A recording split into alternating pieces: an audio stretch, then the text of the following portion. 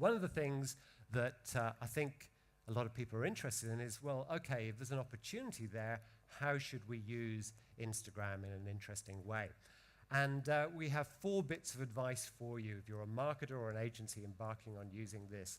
Number 1 piece of advice is keep it pure. This is a medium that has a lot of beautiful imagery, has a lot of beautiful things that get shared, and people like Tiffany's are doing an amazing job using Instagram because they get it's about purity of beautiful images, and that's what gets shared and that's what gets liked and gets people excited.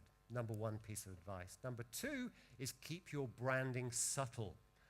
There are a lot of brands who jump into this medium and basically create ads and stick them on Instagram, and guess what? They don't get much engagement. So where your brand is involved, you need to have a subtle integration of the brand. My favorite one is Sharpie, Sharpie pens, and I think they do a really good job subtly introducing their brand, but also doing it in a way that isn't offensive and doesn't feel like an ad, and they are doing a good job. The next piece of advice is to tap into users' pride. If you think of those people who are hashtagging 30, 40, 50 different hashtags, they're doing that because they're proud of their image, they want to build followers, and they want as many people as possible to see their artistic endeavors. And if you can facilitate this as a brand, and if you can help spread the word about an individual's creative abilities, that's much better than just treating it as an advertising medium, if you can help spread the word. And the classic example from 2 years ago is Brisk Iced Tea, who did an amazing social media program just 1 year into the life of Instagram, which allowed people the opportunity to vote and rally their followers to become one of 50 posts that feature on 8 million cans of iced tea. And this has been copied many times, but what it's doing is tapping into the psychology of user pride. And so don't think about your brand first, think about user pride and how you can amplify that, how you can amplify the work of the actual consumer.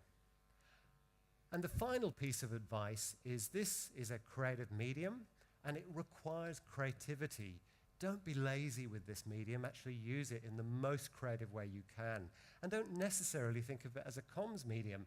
Now, no conference speech would be complete without a Nike example, so I apologize in advance because up on screen there is a Nike example, but you can't avoid the really interesting thing they did. They hardwired people's use of Instagram to product design, and on screen there you will see how Nike have a product where you can submit online your favorite Instagram shot, and the colorways of that shot and the styling of that shot will be reflected in a personal one-off design of sneaker.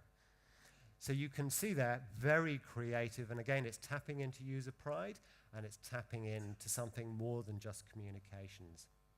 But it's funny because the use of Instagram is just going off in all sorts of interesting ways, and one of my favorite things that's happened in the last 18 months is a project by a documentary filmmaker that's a non-commercial project. This is not a brand speaking, this is a documentary maker, and he sent out a brief to Instagrammers saying, this is my script, this is my brief, can you submit shots and I'll put them into a documentary.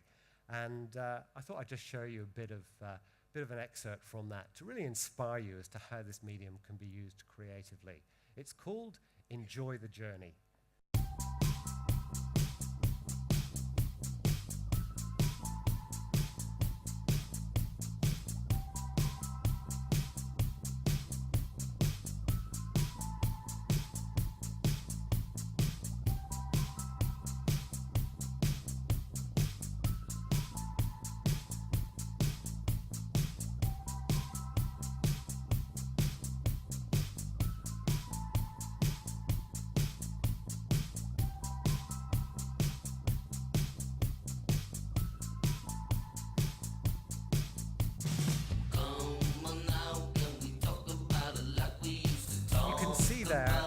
That it can be used in all sorts of creative ways.